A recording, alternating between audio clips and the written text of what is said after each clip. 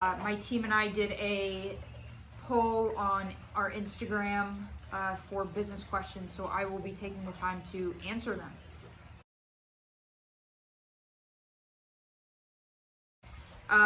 For my business personally, I would probably say Instagram has been the most successful for our marketing and what we're doing.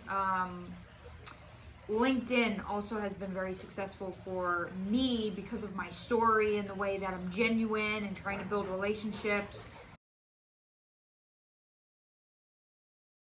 The first true step I made was I thought to myself, why am I doing this? What is the purpose? What is the reason behind this? It wasn't getting an LLC or all that stuff. It was really understanding my why and my purpose behind starting this business.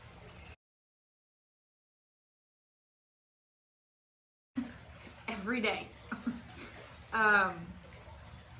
Yeah, I mean, all the time you think that, but that's a part of being an entrepreneur. You have the roller coaster that they say you're always on.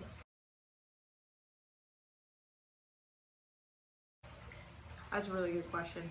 What I look for is someone who is a hard worker, but more so they're willing to learn. I was an athlete for 13 years and I wasn't the biggest, the fastest, the strongest, but I was always the one willing to learn. That is what made me successful in my career. So that's what I look for.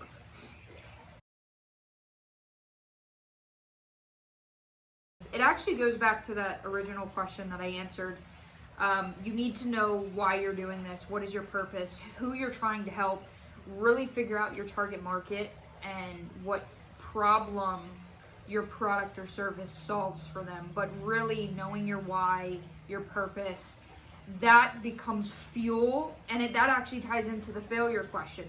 That, your why and your purpose, becomes fuel when you feel like you're failing, you're not doing enough. Very positive. There was a few that's like, oh, go to school, stay in school. I was a college student. I was a high schooler actually, and I'm now in college. So it's still like, there's a few that are like, oh, I think you should just get your degree, stay in school. You don't know what you're doing, don't run a business. But it's kind of nice that you can prove them wrong if you have the mindset for it and really give it all you got. You can succeed. And everybody's definition of success is completely different. My definition is completely different than someone else running a business. So don't let someone decide your success or if you will be successful.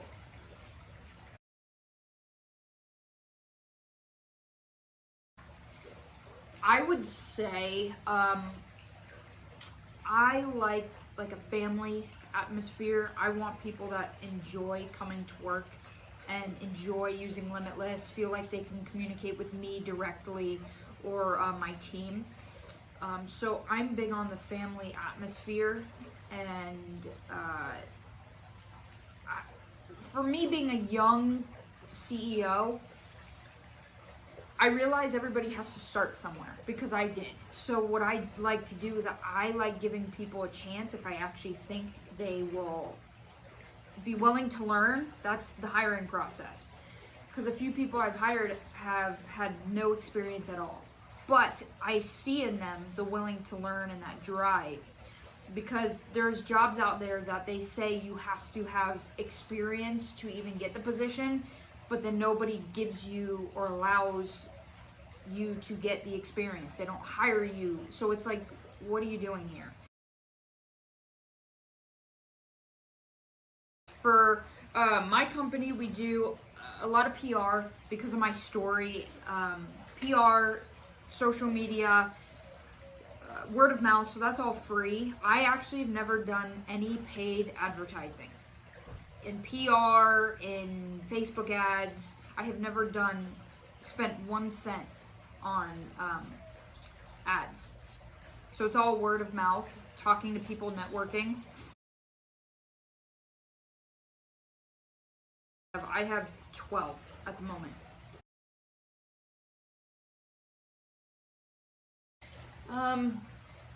I would say my mindset.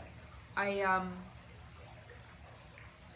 always believe that your mindset is 50% of any battle, and I really attribute that to my success so far, but also on top of it, softball molded my mindset and the foundation I have, so that I also attribute to my success. That's a really good question. So, when I first started out, I spent the first 2 years in business. I'm still doing it now. We just hit our 2 years. I spent the first 2 years building relationships because I was looking for the long term and not the short term sale. So I would go and look for, I would go on LinkedIn and I would genuinely reach out to people. I get messages all the time, they're straight sales pitches, and I just decline. But for me, I will send them a message saying, hey, I'm really looking forward to learning more about you and what you do. So you're making it about them because people only care about themselves. So instead of going straight for a sales pitch, you really look for building a relationship, and I am very genuine about it. So that is truly how I network. Be genuine about building these relationships, and you will go far with that. I actually think the networking thing that I just said, really focus on that, spend some time understanding people, what they want, what they look for, and being genuine about it.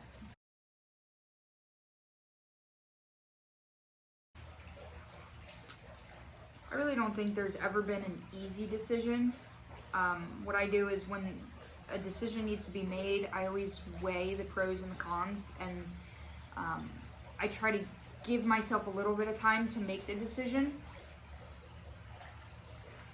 But I would say the easiest, I would probably say hiring, because this was an easy decision. I'm very quick to admit where I'm bad at, and what I did was I admitted to where I was bad and I hired accordingly. Ooh, that's a good one. There's a lot. Seems like every day there's a lesson learned. I would say to be present in the moment. The first 2 years of starting this company, we're still a startup. I'm still in the infant stages, but I was never present in the moment. I was always looking for like the next deal or the next partnership, or the next accomplishment, achievement. I was never present with the one that I had in front of me, because I knew what I wanted, and I'm like, I'm a little tiny small person running this business. I want to be 500 employees, everybody's using Limitless. But I kept looking at that, and I didn't backtrack and focus on the deal in front of me, the media interview in front of me. And then even if it was bad, like I made a decision and it was horribly the wrong decision, I should have been present then and not continuing to look so far in the future. I hope that made sense, but for my company, it's a little bit different. I am a patient. Every single day, I deal with the pains of being a chronic illness patient, weekly, monthly doctor's appointments, tests, scans. So the design process was, I knew exactly what was needed. I saw the need in the healthcare industry for better health management, better improved communication between patients and doctors. So the product design process was me seeing a need and filling it.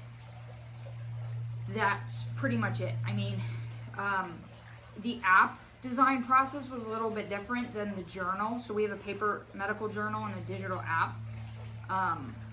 The paper journal was about a 2-year design process. The app was about a 4-year design process. because I don't like putting crappy work out there. I rather keep working on it. And our app just did launch. It's completely free, and what we're trying to do is like a public beta where you guys give us feedback on what you would like to see. You have a specific health condition, tell us exactly what you would like to see inside of the app. We will listen to you and we will see if we can make those changes. So my product design process is more towards listening to the customer and seeing what they want and making those changes accordingly.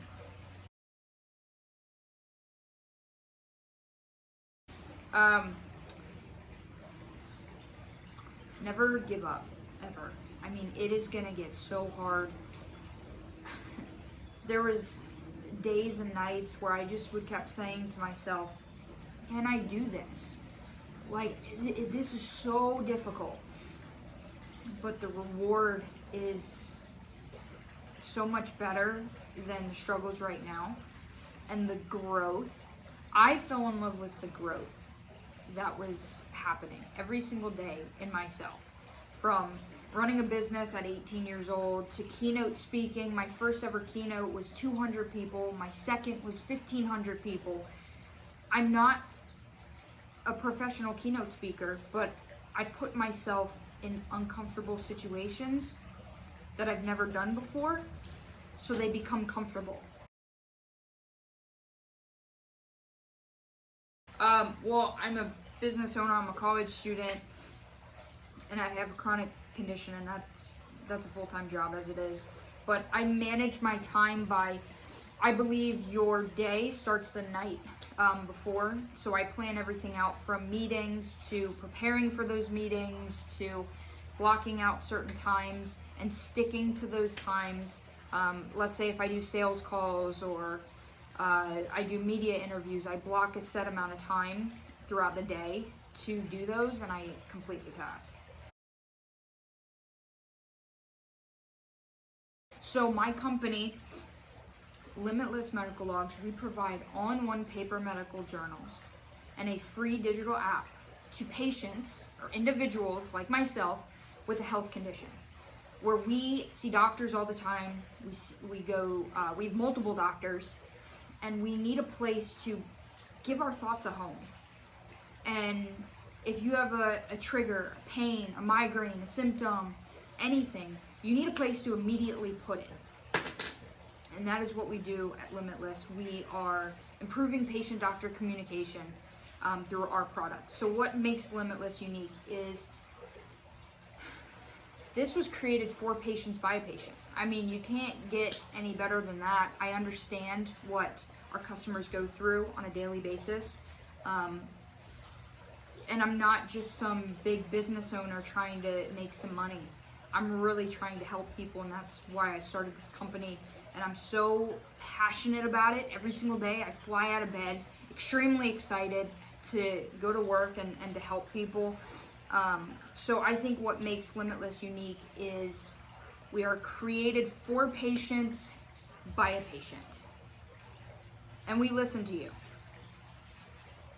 So if you're using the app, tell us what you would like to see, what features you would like in the app, and we'll get it done for you. Oh, that's good. So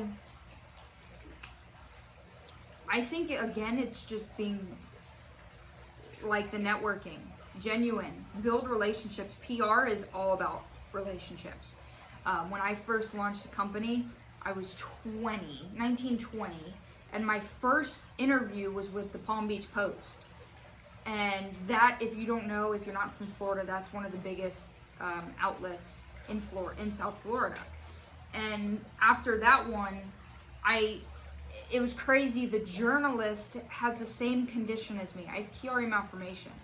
And I didn't know this at the time, but I reached out to her, and she messaged me back immediately saying, yes, let's do a story. Oh, by the way, I also have Chiari malformation, but I never had the surgery. So there was an immediate connection there. But for me to get that email out, I was genuine, trying to build a relationship, but showing value and a benefit to them if they interviewed me. So that kind of became a domino effect of all my other ones. And I can't stress enough, just being genuine when reaching out to people. Look for the long-term relationships, not a short sale or an interview. Look for the long-term that you're going to get out of that relationship. And it's a two-way street.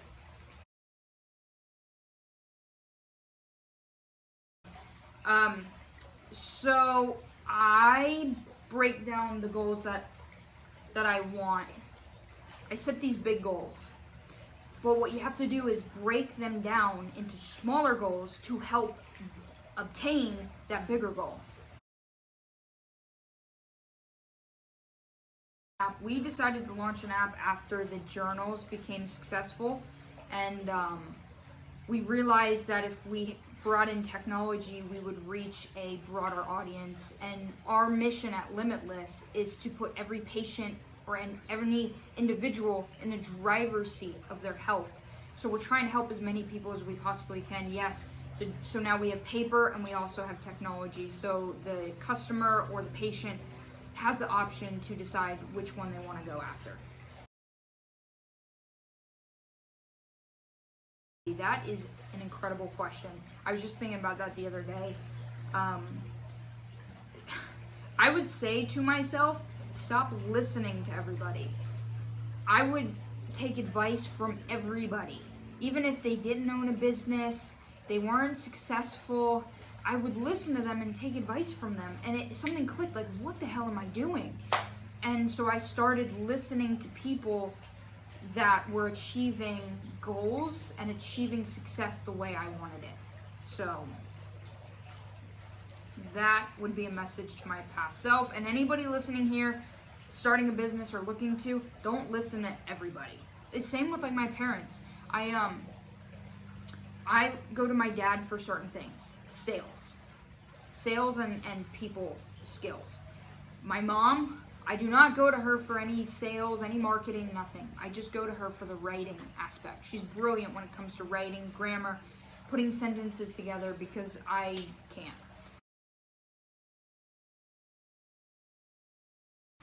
A lot. You feel like you do everything, which you do, from marketing, sales, being the CEO, operations, being the janitor. You do everything.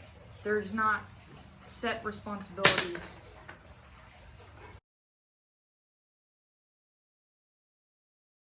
I was a 13-year athlete. I was set to play in college, and when I was 16, my mom was diagnosed with breast cancer, and she would come home from doctor's appointments, like stress, overwhelmed as it is, doctor's appointments, treatments, and I'd hear her say, oh crap, I forgot to say this or that at the doctor's. And I'm thinking to myself, there has to be a better way to improve this communication. I mean, this is pathetic. But I was 16, I was excelling in my sport, I had no clue how to start a business, and she went into remission, and then a week later, I blacked out on the softball field, and I needed brain surgery. So now I was in her shoes, overwhelmed, stressed, kept forgetting how I'd been feeling the past day, the past week, the past month. My doctors would ask me, how have you been doing since the last time I saw you? I don't know. I can't remember. So that is when I made the decision that I will create a tool that eliminates that. I don't know. I can't remember. So yeah, I mean, that's how I launched my company, and that's how I saw the need for it, and just trying to help people. Okay, I think that's all the questions. Thank you to everybody who's sending questions. I hope I helped a little bit. We'll do this again. But again, subscribe, like. Thank you all.